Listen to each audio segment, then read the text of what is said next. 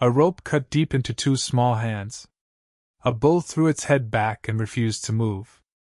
The rope burned skin raw, but the grip held.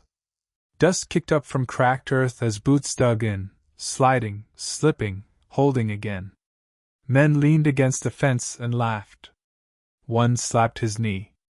Another whistled and called it the saddest thing he'd seen all year. The animal snorted and yanked hard enough to drag a grown man off his feet. She didn't fall. 10 years old. No mother. No father. Just her, a dying field, and a bull 20 times her weight. Her name was Ruth. And nobody watching that morning believed she'd still be standing by sundown. What made a 10-year-old orphan risk everything for one stubborn animal? Stay with me on this one. Ruth won that fight. By the time the sun sat high and hot, Samson stood inside the broken pen, sides heaving, rope slack in her hands. The men who'd laughed all morning went quiet for a second. Then one spat in the dirt and said it didn't matter.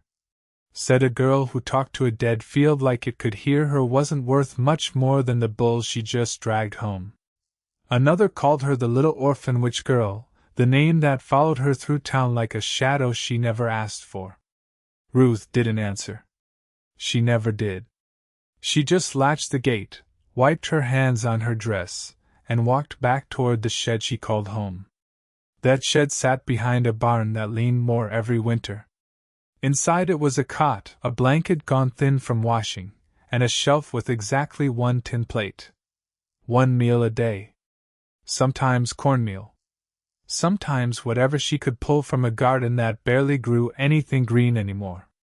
The field around the house had been cracked and gray for 2 seasons straight. No rain worth mentioning.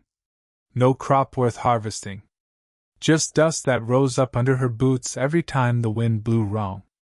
The farm used to belong to her parents.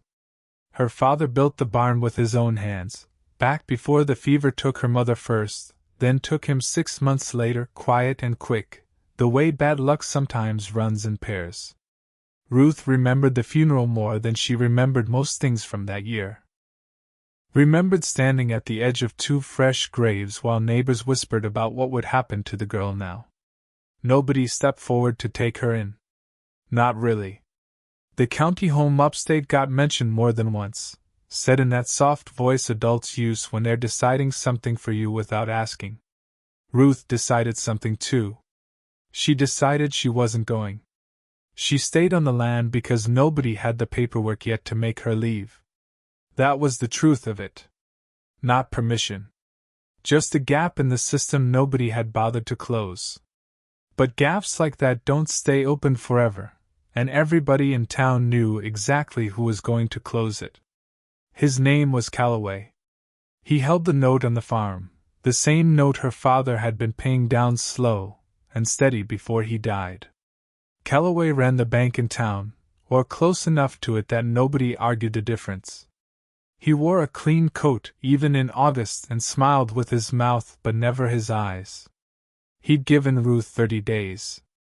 30 days to come up with the balance owed, or he'd take the land, take the bull, take whatever was left standing on the property, and sell it all at auction to the highest bidder. He'd set it standing in her yard with his hat still on his head, like he was talking about weather instead of a 10-year-old's whole life. Ruth had nothing to argue with. No lawyer. No family. No proof that mattered in a courtroom. Just a farm going quiet under her feet and a calendar in her head counting down days she couldn't stop. But there was one thing Calloway didn't know about. Weeks after her father's funeral, Ruth had been in the barn hunting for a hammer when a board came loose behind the feed bin. Behind it, tucked into a gap in the wall like someone meant it to be found later, sat a torn page from her father's ledger. Faded ink. Numbers in his handwriting. A payment recorded that didn't match what Calloway claimed was still owed. She didn't understand banking. She didn't understand notes and interest and whatever words grown men used to make simple math complicated. But she understood enough to know her father had paid something Calloway said he hadn't. She kept that page hidden behind the same loose board, wrapped in an old flour sack, because she didn't know what else to do with it. She had no one to show it to. No one who'd believe a page over a banker's word. Not yet.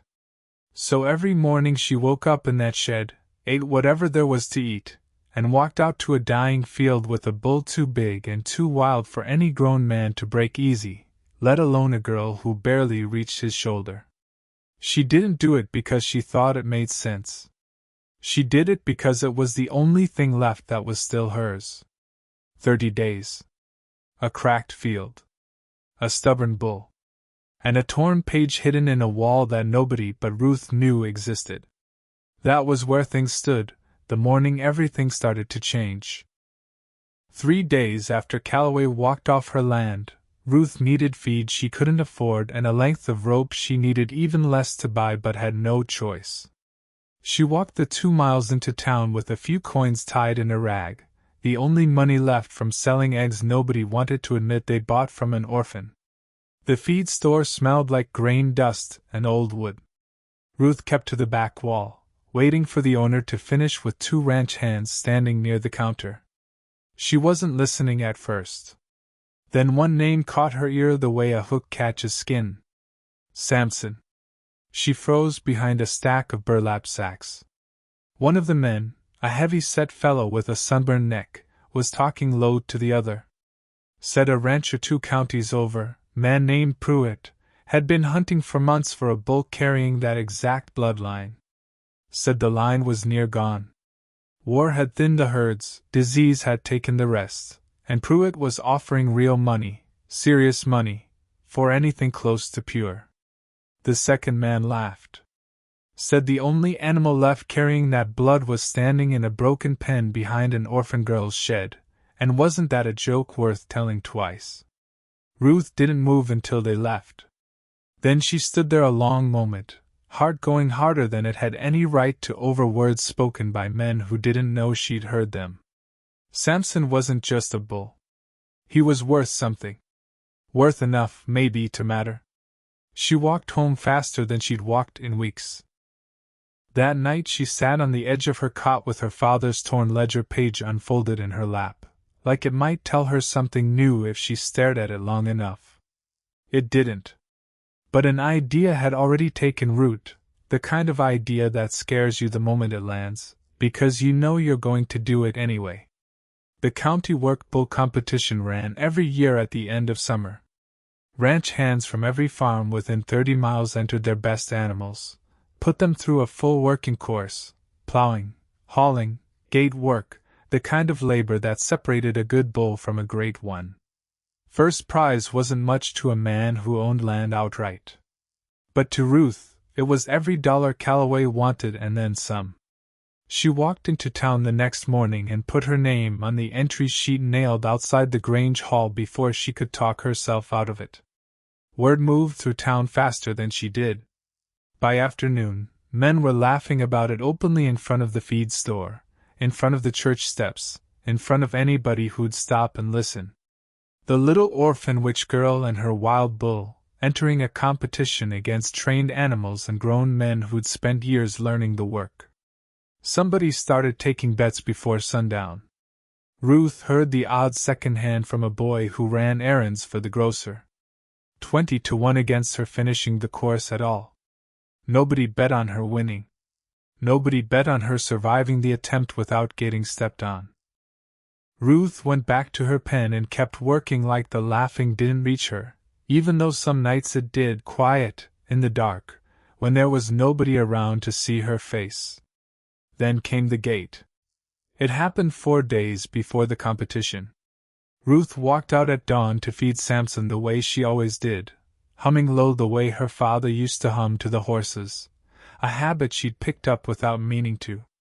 She lifted the latch on the pen the same way she'd lifted it 100 times. But the latch gave wrong. Loose. Too loose. Samson shouldered the gate before she could react, and it swung wide open with the bull already moving, already spooked by something, some smell or sound Ruth never figured out. He came through the opening fast, head low, and Ruth had half a second to throw herself sideways into the dirt as 2,000 pounds of animal thundered past close enough that she felt the wind off his flank. She hit the ground hard. Rolled. Came up scraped and shaking, watching Samson tear across the yard before skidding to a stop near the fence line, snorting, stamping, confused by his own freedom.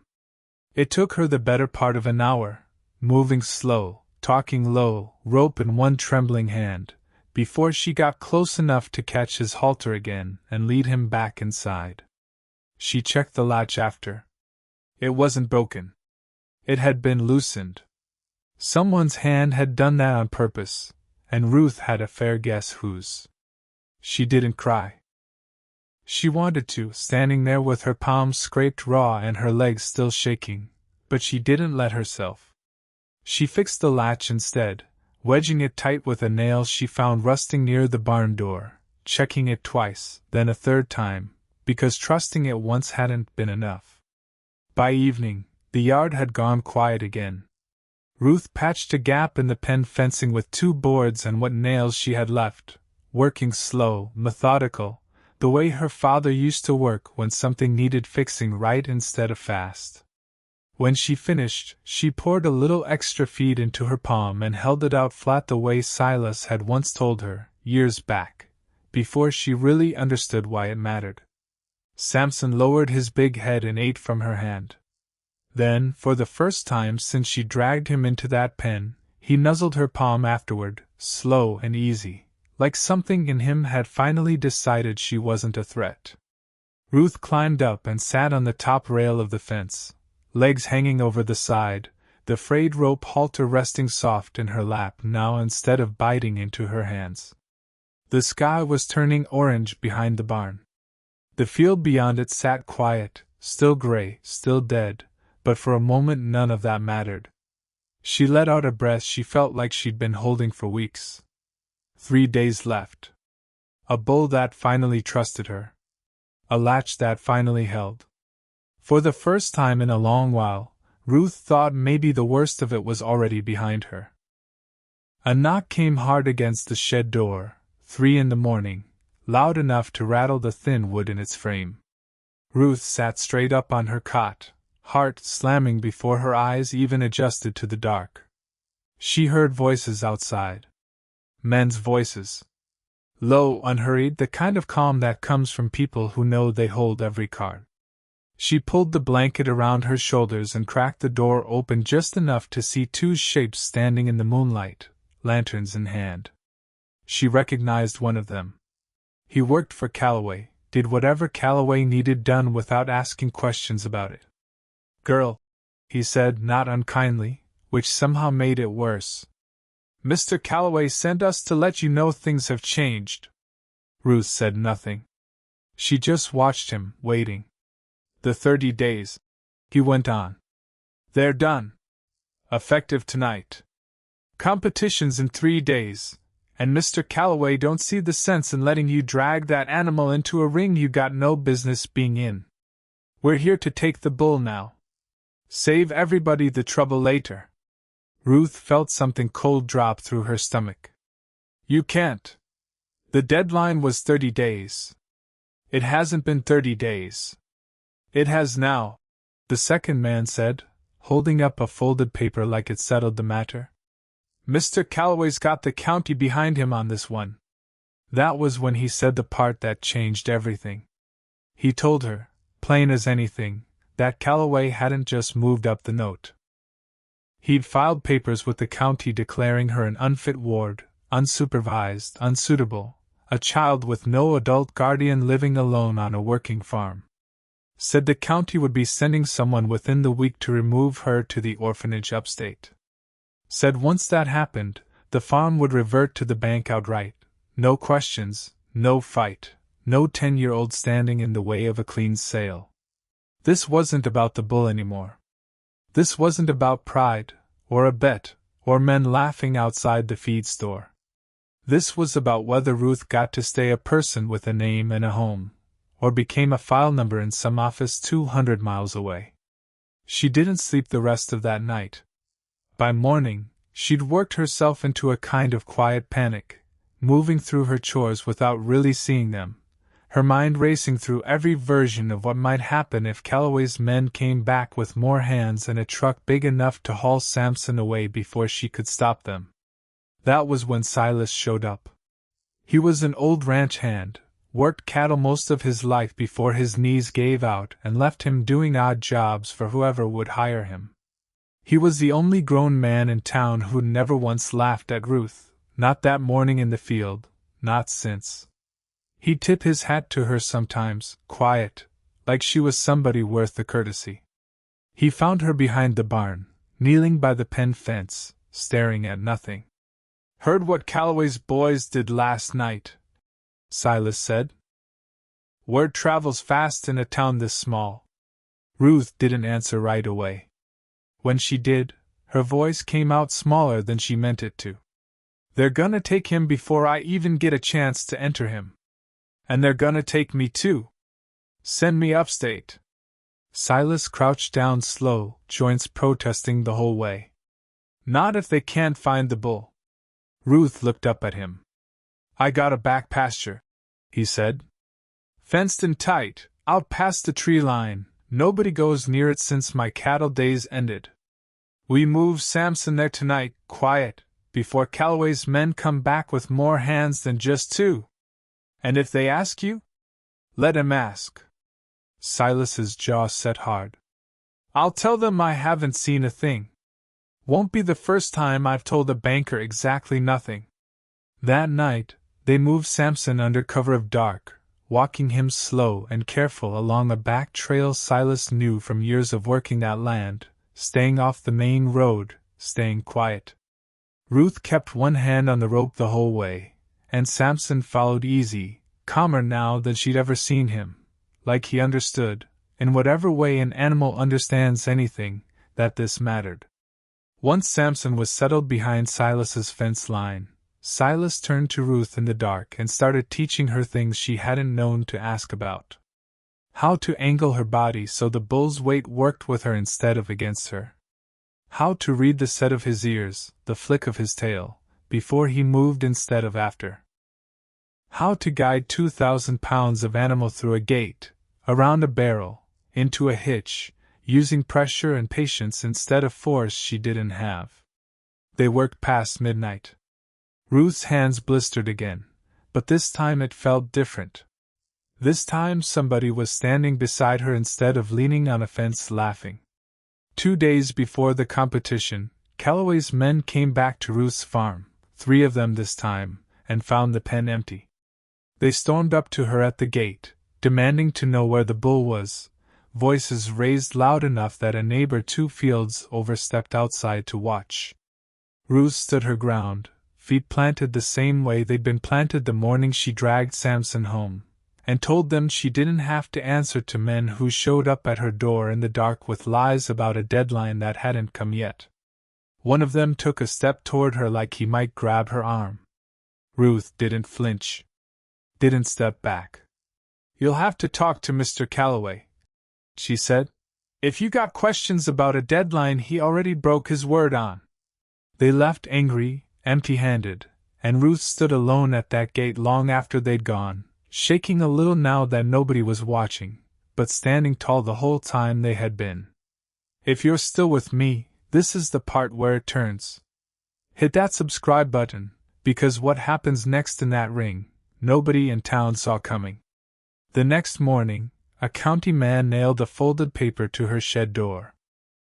Ruth peeled it off slow and read it twice. An eviction notice. Official. Signed. Her name printed in ink she couldn't argue with. 3 days had become 2. And now the threat wasn't just Calloway's word anymore.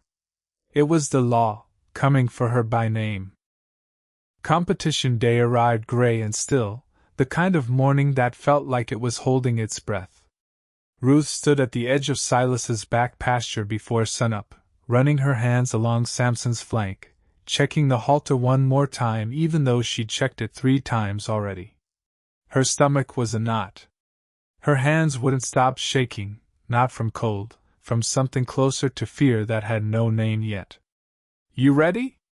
Silas asked, standing beside her with the frayed rope halter looped over his arm, the same one that had bitten into her palms weeks ago, and now sat soft from use. No, Ruth said honestly. Good, Silas said. Means you're taking it serious. They walked Samson the long way into town, staying off the main road until the last stretch, when there was no more hiding it. By the time they reached the Grange grounds, half the county had already gathered along the fence line of the work ring, farmers and ranch hands and townsfolk who'd come for the show, for the bets, for the chance to watch a 10-year-old orphan fail in front of everybody who'd told her she would. Ruth heard her name pass through the crowd like a low wind. The little orphan witch girl. Some laughed. Some didn't bother hiding their surprise that she'd actually shown up with the bull still in her possession. Calloway stood near the judge's table in his clean coat, arms folded, watching her walk in with an expression that didn't move much, except for his eyes, which followed Samson the whole way like he was doing math in his head. Ruth signed in at the entry table. Her hand was steadier than she expected. The course ran through 5 stations. A plow pull. A hitch and haul. A gate drive. A barrel turn. A final loading chute, the hardest of them all, where even trained animals sometimes balked and cost their handlers the whole run. Grown men with years of experience had washed out on that chute before. Ruth had never run it once outside of Silas's pasture, and even there, only twice. Her number got called third. She led Samson to the starting line, rope in hand, heart hammering so loud she thought the crowd might hear it. That was when Calloway moved. He didn't do it himself. He never did his own dirty work. But Ruth saw one of his men slip along the outer fence just as she stepped into the ring, saw him snap something hard against the rail, a stick, a length of pipe, something sharp and sudden that cracked like a gunshot right as Samson took his first step forward. The bull's head shot up. His whole body went rigid, ears back, eyes wide, 2,000 pounds of animal, one heartbeat from bolting straight through the ring fence with Ruth still holding the rope. The crowd gasped. Somebody shouted for her to let go. Ruth didn't let go. She planted her feet the way Silas had taught her, angled her body low and sideways instead of pulling straight back, and pressed her palm flat against Samson's shoulder the same way she had that first morning in the dead field, when nobody believed she'd still be standing come sundown. Easy, she said low, the way her father used to talk to nervous horses. Easy now. I got you. Samson's ears twitched. His breathing came ragged, but he didn't bolt. He shifted his weight, snorted hard, and settled, just enough, just barely, his big head dropping an inch toward her hand. The crowd had gone dead silent. Ruth walked him through the plow pull first, guiding him with pressure and patience instead of force, exactly like Silas taught her. Samson leaned into the harness steady, pulling true. Then the hitch and haul, Ruth's hands raw again inside seconds, but holding. Then the gate drive, tight and clean, Samson responding to the smallest shift of her weight like he'd been doing it his whole life instead of 3 weeks. By the barrel turn, nobody in that crowd was laughing anymore. The final station waited. The loading chute. The one that broke grown men and trained animals both. Ruth led Samson toward the narrow opening, rope steady in her scraped hands, and for one long second the bull hesitated, head swinging, nostrils flaring at the tight space ahead.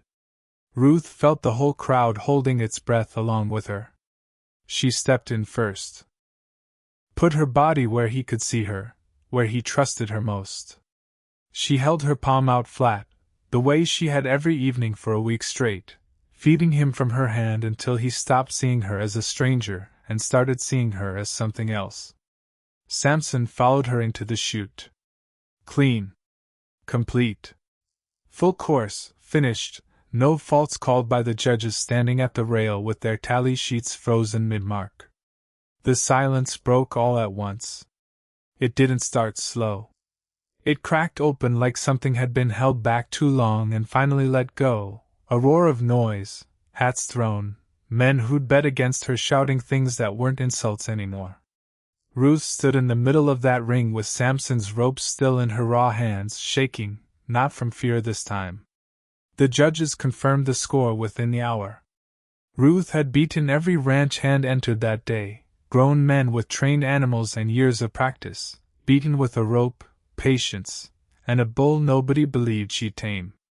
She collected the prize purse at the table in front of the whole town, in front of Calloway, whose jaw had gone tight enough to crack. She counted out the exact amount owed on the note, right there, in front of witnesses who wouldn't forget it.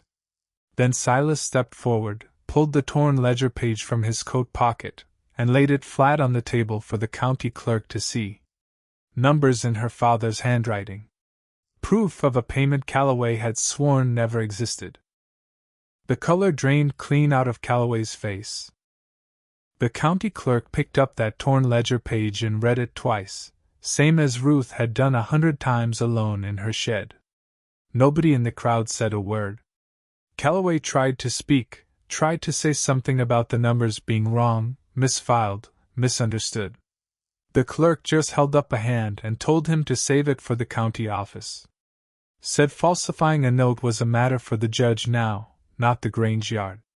They led Calloway off toward his own buggy with 2 men walking close beside him, not touching him, just making sure he got there. He didn't look back at Ruth. She noticed that. A man who'd spent 30 days looking her dead in the eye every time he came to remind her of a debt, and now he couldn't manage it once. Word moved through the county faster than the competition results had.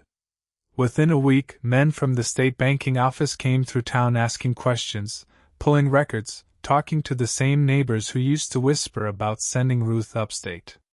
Calloway's name got said different after that. Quieter. With less respect attached to it. He lost his seat on the church board first. Lost the bank not long after. Ruth heard he moved out of the county before winter, though nobody seemed to know exactly where, and nobody seemed to care enough to find out. The eviction papers got torn up formally, filed away as void, the same folded page that had once hung nailed to her shed door now sitting useless in some drawer at the county office. Ruth didn't ask to see it torn up herself. She didn't need to. She could feel the difference in her own chest well enough. The prize money paid off the note in full, with enough left over for seed, for tools, for a roof patch on the shed that had needed fixing longer than she could remember. Silas helped her spend it right, walking with her to the feed store where those same 2 men had once talked about Samson's bloodline like a secret worth laughing over. Now they nodded at her when she walked in. One of them even carried her sacks out to the wagon without being asked. Silas stayed on after that.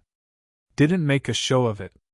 Just kept showing up most mornings, fixing what needed fixing, teaching her things a father would have taught her if hers had lived long enough to do it.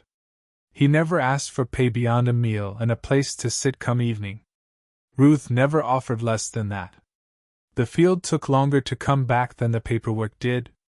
Ruth planted that first spring not knowing if anything would take, given how gray and cracked the ground had sat for 2 seasons running. But rain came that year, steady and generous in a way it hadn't been in longer than she could count, and green pushed up through dirt that had looked dead for so long folks had stopped expecting otherwise. By late summer, the field wasn't dead anymore.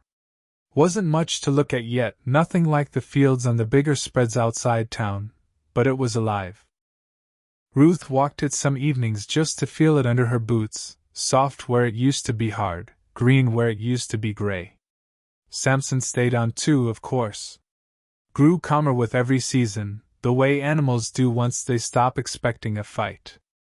Pruitt, the rancher who'd wanted him so bad, came through eventually with an offer for breeding rights, fair money, honest money this time, and Ruth took the deal on her own terms, sitting across the table from a grown man and negotiating without anybody speaking for her.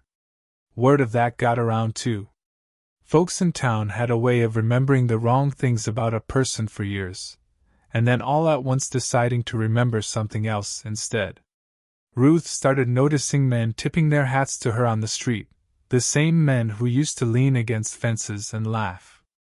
One of them, the heavy-set one from the feed store who'd first spoken Samson's name out loud, stopped her outside the grocer one afternoon and said plain, without much dressing on it, that he'd been wrong about her. Said it like it cost him something to say, which it probably did. Ruth just nodded and kept walking. She didn't need the apology as much as she once might have. She'd already gotten the thing that mattered. That evening, like 100 evenings before it, Ruth climbed up and sat on the top rail of the fence behind the barn. Samson stood near her, calm, steady, his big head dipping now and then to graze at the green coming up thick along the fence line.